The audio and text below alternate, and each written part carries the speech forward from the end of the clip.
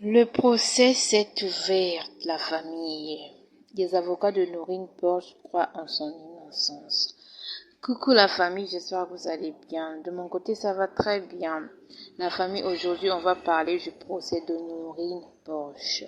Qui est Noreen Porge? Noreen Porge est une Allemande d'origine congolaise qui a tenté de braquer une banque à Kinshasa. Avant de commencer, je vous demande de liker la vidéo, partager, abonnez-vous la famille et n'oubliez pas d'activer la cloche de notification pour ne rien rater. Le procès d'Noreen Porge, soupçonnée de complicité dans le braquage spéculaire de l'agence Raibon Victoire, s'est ouvert ce vendredi 24 octobre devant le tribunal militaire de garnison de Kinshasa-Gombe. L'audience de ce jour était consacrée à l'identification de la prévenue Noreen Porge, une Allemande d'origine congolaise.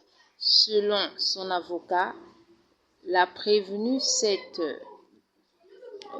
audience marque le véritable début du procès, au cours duquel seront présentés des éléments inédits susceptibles, selon lui, de réhabiliter la réputation de sa cliente.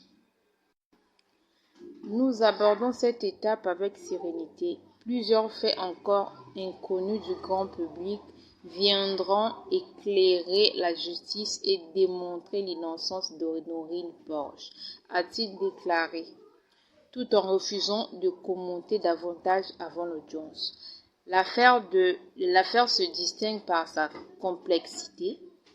Deux procédures distinctes impliquent la même personne mais sous des statuts différents.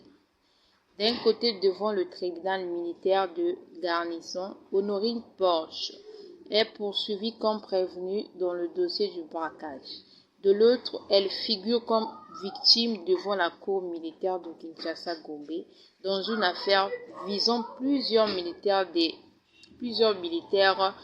violences graves à son encontre lors de son arrestation.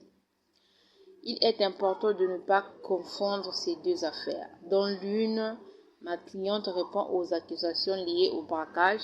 Dans l'autre, elle cherche justice face à des traitements inhumains dont elle a été victime, a précisé son avocat.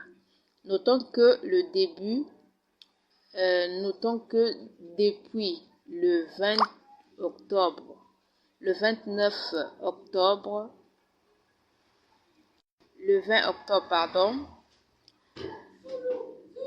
9 militaires, parmi lesquels le colonel Désir Mou,